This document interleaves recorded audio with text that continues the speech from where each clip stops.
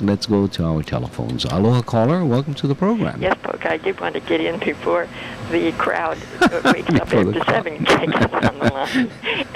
And before you go to another subject, I would like to speak about the states' rights.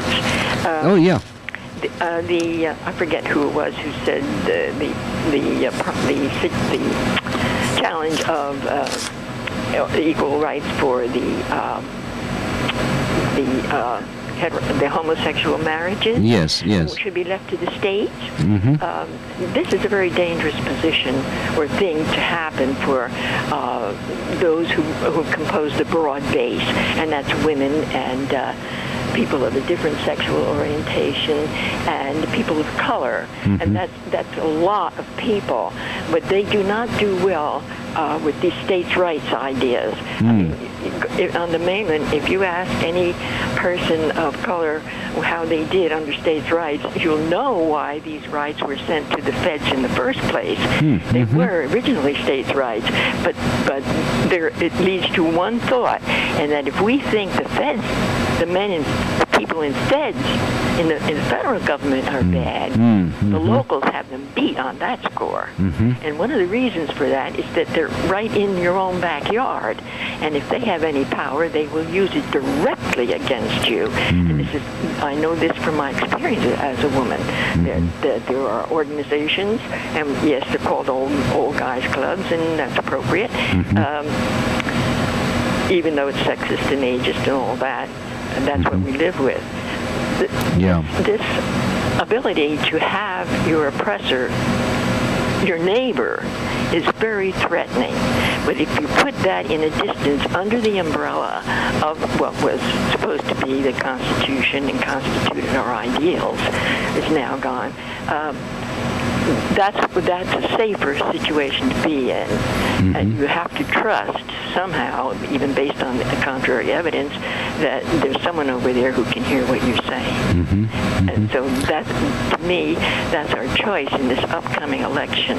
You either have people who will at least attempt to listen and also have had the experience of living through obvious oppression, at least can hear what is being said from the bottom. There's one guy up there, forgive me, I lapse into my original language slang. There's one person up there who won't be able to hear. No matter what his intentions are, he cannot. And that person is? I'll give you 30 guesses. Now, see, I'm not going to answer that. I would be considered biased. Yes, I am, of course, as everybody is, I think. Well, thanks again, Polka. I'll try not to. Well, the wires aren't burning up, so maybe I'll ignite another one. Take care. All right, thank you for your call. Bye. Aloha. And with that, let me respond. It's always a question, where is governance better put? Is it at the local level, or is it at the more elevated or distant level? And I think that is a continuing controversy in terms of governmental structure. I can understand, I can appreciate the caller's concerns about how, when it's left at the local level, it can be very, very discriminatory, and we have seen what has happened in the South, especially with the racial discrimination that had continued, calling for the civil rights actions that had to be taken, the government intervention, the federal government intervention into the states that were essentially violating federal law by the discriminatory practices that were being carried out. So on that basis, that's good evidence to show why the federal government should take precedence over the state government.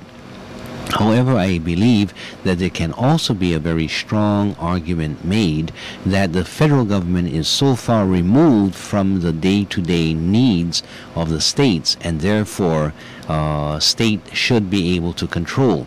A lot of that argument can be seen in the level of education, in which the feds are demanding certain standards and yet not supplying the resources to meet the standard of No Child Left Behind.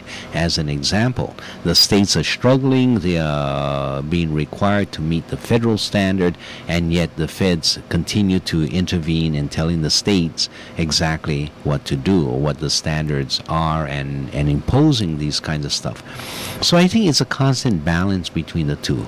I suspect that it's a good point that what is happening is that at least you have variations among the states, such that if a person or if a couple wants to be married but cannot get married within that particular state, because there are other states that they can move to, and they can find some relief in those what had been considered minority and slowly becoming majority states, so that variation allows some release of the pressure. I think you could put it that way, rather than waiting for the federal government to reach their position. And let us not forget that it was a federal government that said that they would defend against, or they would defend traditional marriage. That's why the DOMA came into effect, and it is federal law that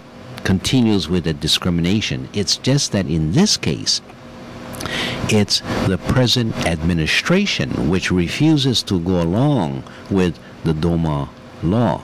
So the example given that at times it's best to rely upon the feds may not be really the example that you may be looking for, because the state of New York, the state of, I believe, California, the state of Hawaii, and there's a number of others that recognize marriages among same-sex couples, and yet the federal law to this very day continues to say that the federal government would not make that recognition. And it's only a slow progress over to the Court of Appeals and not yet the Supreme Court. So the progress is being made. The effect is that should the the Supreme Court reach a decision, then it will be applied throughout all of the states. So there's that continuing uncertainty, continuing balance with regards to state versus federal powers. All right, our telephone number is 524-1080. Let's go to our next caller. Aloha, caller. Welcome to the program. Hello, caller. You're on the air. Yes, go ahead. Good morning. No, I can't hear you on the phone either. Okay. That's okay. I'll just see you on the radio. Okay, go ahead. You're on the air. I want to take a stab at the question, why do men fear women? Power? Okay. The power of women? By taking on that question, you assume that the question is valid. Its position is valid. Go ahead. No. See here, the first point is, the question itself is presumptuous. Okay. The question that we should precede it is, do men fear the power of women? Mm-hmm. Okay. Or do some men fear the power of women? Undoubtedly, there are some men who have no fear of either women or if they have power. But okay. One way to approach this would be, Booker, when your daughter was 4 years old, and you were driving along, would you have exited the driver's seat and invited her to take over? No, I would not. Was that out of fear? Oh, yeah, if she took the wheel. But it wasn't because she was a child or a woman, a female. It was because she didn't know how to drive. Yes. So there could be, if there is fear, it could be fear that they will fail. Okay. I think would be an essential way to put it, right? Okay. they would The fear of fail. failure. Okay. So they don't want to give up on. Another point is they don't fear the power. They can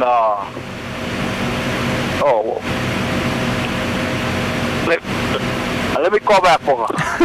Okay, your wife must be listening to the radio now. Hey, Call back. Call back.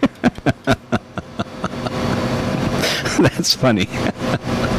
I think it is. Okay, so it's not the fear of women, it's a fear of failure of a person, or is it a fear of failure of women? I think you better make that point very clear because it could be misunderstood. In the case that you used, yes, of course, if she's 4 years old, I'm not going to allow her to sit behind the wheel, nor would it be my son who at the age of 4 being allowed to sit behind the wheel. There was a fear of failure, but when that fear is based on the sex or the gender of an individual, then we enter into a question of discrimination, whether or not that fear is based on some rational basis, or is it based on a particular category, and in this case we are hitting on the category of gender. So if it is based on merely gender and nothing else, this fear arises, then I think it is inappropriate discrimination. If instead it is based on training, education, experience, abilities, and leaving out these other questions of gender, leaving out questions of race, leaving out questions of religion, things like that, then I think it would be appropriate to make those distinctions. So I think you come back to that basic issue of discrimination. Discrimination is permitted. It is not permitted in those categories in which discrimination is prohibited, and those are some of the categories I just discussed. Okay, telephone number is 524-1080. Back to our callers. Aloha caller, welcome to the phone. Well, welcome to the program. Yes. Yes, go ahead. Can you hear now? Yeah, whenever ready on. Okay, go ahead. Unfortunately, on the phone, yeah, you're out. But here it goes. Second point. And this goes back to really what the first question should be. Do some men fear the power of women? Mm-hmm. And for some men, it's not fear, but rather they may underestimate woman's ability, I think. Would you say that some men overestimate as well? Oh, yeah. Okay. Yeah, it goes both ways. Yeah. Both ways. Okay, and that as a result of that, it raises fears. Yeah. Okay. Right. And I wanted to say, in answer to what came after I called yesterday, someone spoke of the only way to undo annexation is for the one who imposed the annexation, how to undo it. And that's a misguided idea that annexation can be imposed. Something that is being imposed is not a legitimate annexation. Mm-hmm. And it's something else, Okay. but it's not annexation. Okay. Because that has to be mutual, it has to be bilateral. Otherwise, well, annexation can occur through accretion, such as is happening on a big island, yeah? Mm-hmm. Yes. Annexation can happen through a purchase. It can happen through a merging. Now, in this case, it needs mutuality and a bilateral participation for it to be legitimate annexation. short of that, it's well. Okay. They ain't here Yeah. lawfully. Okay. Okay, Poga. Okay. Thanks for both topics. We do have another caller, and call back. Take care. Aloha. And we go to our next caller. Aloha caller. Welcome to the program. Yeah, in the case of racism, take like professional football. Mm-hmm. It was a long time before blacks were allowed to be quarterbacks. I think it was a fear of the whites that maybe they felt there might be some talented blacks would take quarterbacks, or coaches felt that blacks did not have the intelligence To call a play. to be a quarterback. So it took many years. In fact, it took many years for blacks to even play pro football. Mm-hmm. Or or basketball, for that matter. Or baseball, yes. Yeah, so So the sports. it's a fear of the unknown, or fear of being dominated by what they felt to be people of lesser value. So I just wanted to Okay. interject that. As far as fear of women, I've never had a fear of women. If I felt she could be the boss, I've worked for real estate companies where the broker was a female, and never felt they could handle a job. They deserved it, whereas in corporations, I think the men felt that they should be the CEO of a corporation, and they felt maybe women should be washing dishes.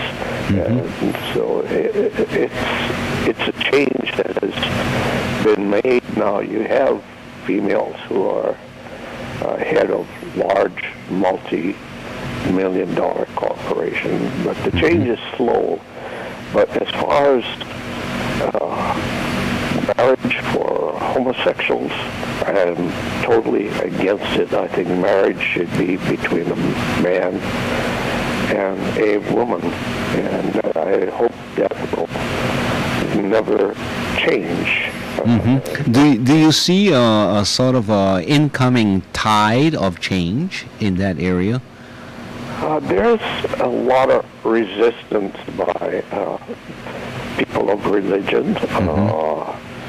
Maybe although homosexuals can be religious and believe in God, but if they do, then they're not following the principles of religion in regards to marriage. So they're abrogating this policy or the rules of, say, the Catholic Church, for example. So totally against marriage of people of same sex. If they want to play together, that's fine with me. But as far as legal rights that they try and inject it in some states, maybe even Hawaii, where if two males or two females want to sign a contract, I think this should be a business contract, so that, which is accepted, that if one is in the hospital, that person belongs to this corporation of A and B, two women. A can go visit B in the hospital because they're in some sort of contract. Yeah, but the contract cannot overrule the law. And if, like in a federal law that says we will not treat you as a married couple, and therefore we will discriminate as to how we determine the estate taxes that will be applicable for your contracted partner to have died, that in itself works a discriminatory practice, irrespective of whatever contract you may have. Well, The contract cannot say, and I give to you rights under the federal law. I think this should be, me and him should be able to form a corporation, and my other part of the corporation should be a beneficiary of my wealth. But under Not be married. the whole argument is, why do people of same sex have to go through a contractual relations and find out ways of doing this and doing that, while other couples do not need to do it? And if you base it on religious principles, then why don't you keep those religious principles within religion and not invade the province of civil rights? And I think that is where the basic issue is. And many people who believe, as a matter of religious principle, that you should only have marriage among opposite sex, they themselves do not wish to impose their religious principles upon the world, believing that it is for each person to decide for themselves. Marriages are not performed by religious ceremony. There are civil marriages, justice of the peace or captain of the ship. Would you agree that in that case, civil marriages, that it's okay for people to have the civil marriage such that you can have people of same sex getting married, and then leaving the rest up to the church to decide for themselves what the church's principle should be on that matter? Well, it's up to the states to, again, that's the main point. It's up to the state, federal government to accept the fact that if it's two men want to go, two women want to get married, they can be married, but they don't get the benefits of states' rights. Well, that's what the states are saying. The states are saying, as we grant them the right of marriage, we are also granting them the right of the benefits of the law, irrespective of their sex or sexual orientation. But I did want you to speak about the second subject, which you had asked about, I think it was last week. But before going into that, I'm going to take a break.